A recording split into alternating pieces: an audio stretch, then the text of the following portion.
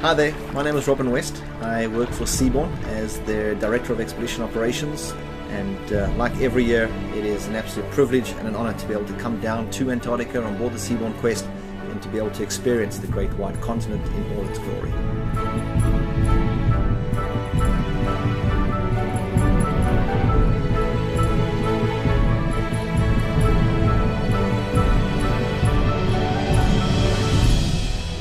Very hard to describe to the average person what Antarctica is all about. You show people photographs, you tell them about it, you tell them about what they're going to see, what their experience entails, but it's not until you get down to Antarctica and actually experience it for yourself that you really understand.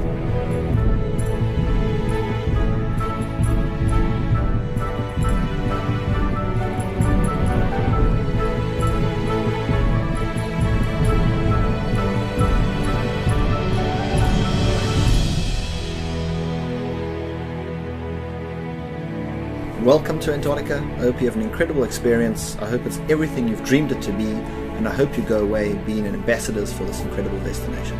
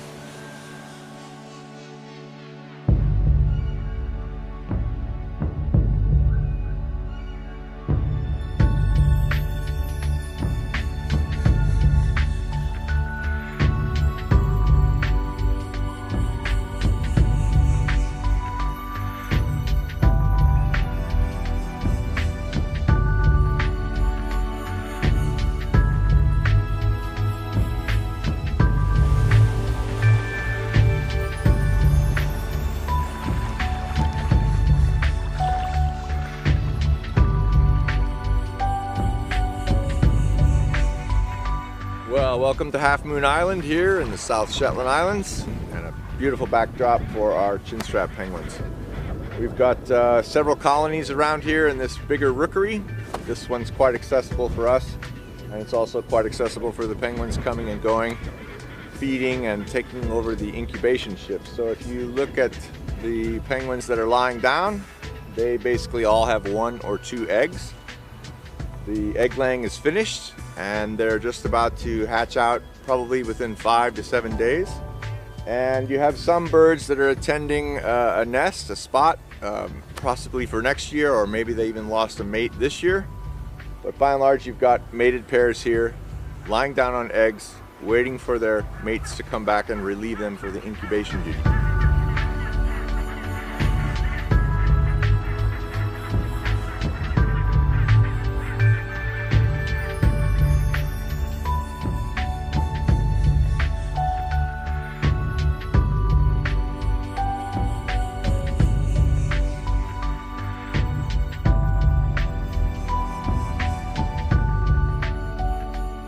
Seven Weddell seals are having a snooze on the snow, enjoying the sunshine as the rest of us are.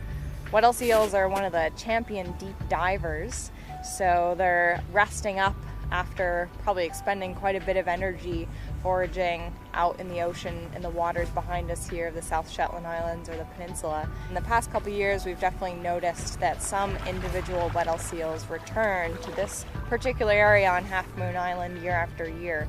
We can tell them apart by the markings that kind of look like camouflage splotches found on the undersides of their body.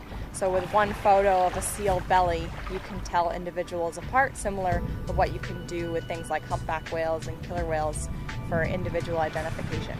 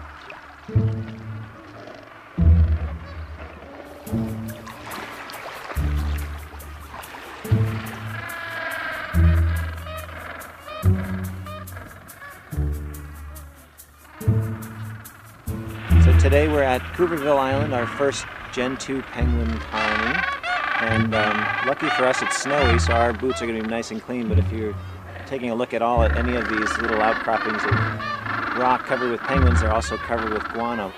So some of the nests here are quite big. There's piles of stones that they're constantly building up and even stealing from each other. And the females particularly like when the males bring them stones, so even as we sit here watching, we can see when the males come back from feeding and they're about to relieve their mate, they're picking up stones and presenting them to their partner.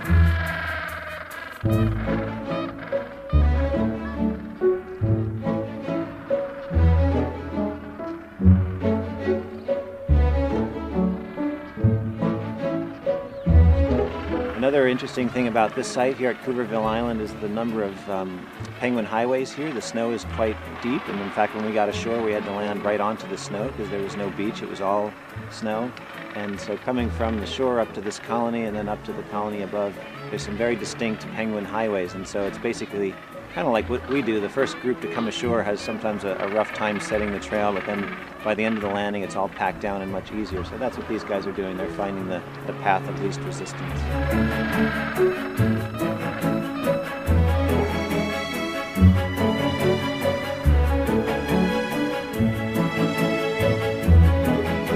I have to say that Gen 2 penguins are probably my favorite penguins. I think all of us, as you travel around and you meet these different penguins, they all have personalities, and I think the Gen 2s, maybe because they're so chill, they just sort of sit here and are very relaxed. Maybe it's their portly shape, I'm not sure, but I could sit and watch Gen 2 penguins for forever, I think.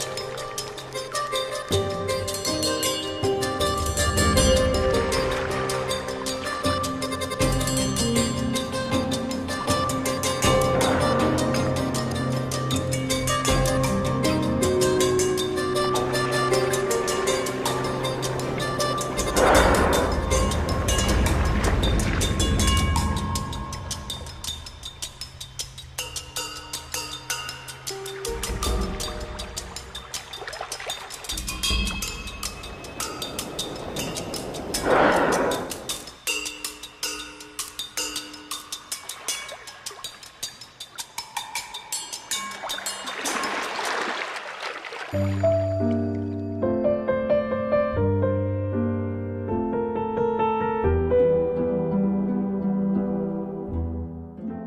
navigate through ice is of course challenging compared to our normal navigation.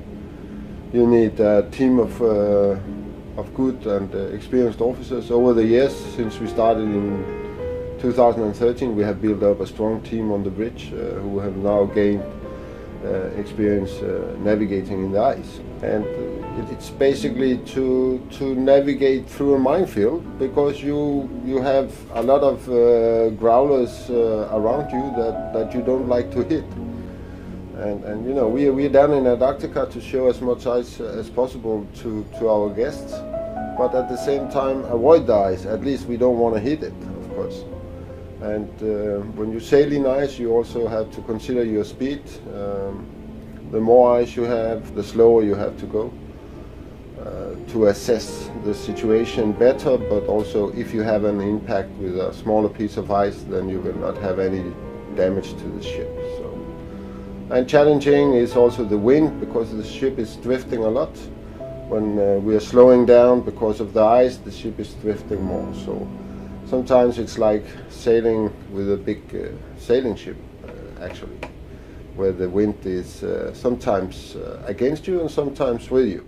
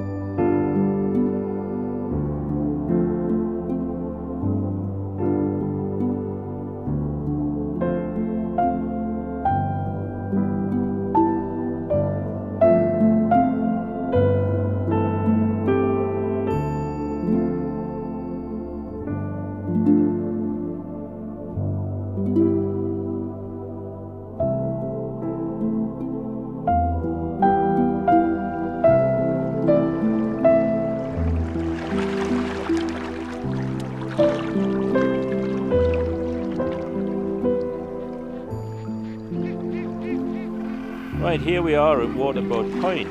This is a historic site where there was an overwintering party of only 2 young men here in 1921. They were going to be part of a bigger expedition that assembled at Deception Island, but everything went wrong, and so they decided they would do something while they were in Antarctica, and they hitched a ride with a whaling ship. It brought them down here. They found an abandoned waterboat here, which they camped in, and they stayed here for an entire 12 months. They did the first real penguin study on the Gen 2 penguins, and then they made a tidal gauge with a water barrel and did the full 12-month tidal study. I mean, these 2 young men, incredible to come down here 12 months, not fully provisioned, and having to live on penguins and seals. I just think it's such a wonderful story.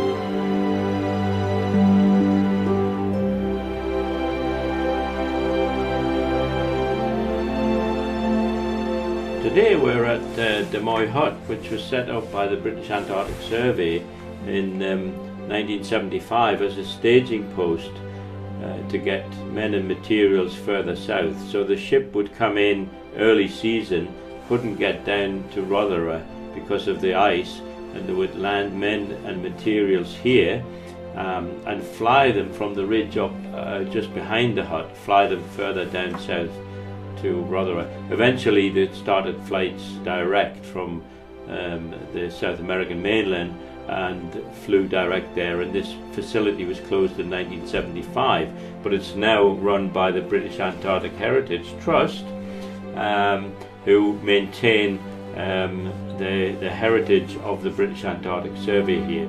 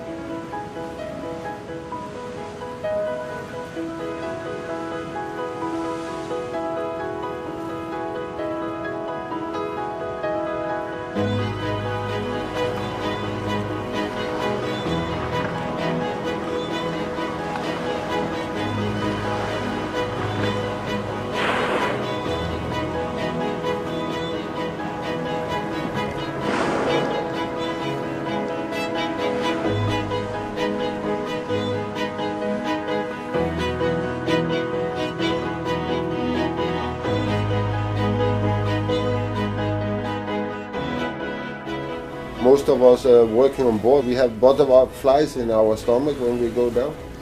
And what makes it special is that it's probably one of the few places on this planet where it's still untouched.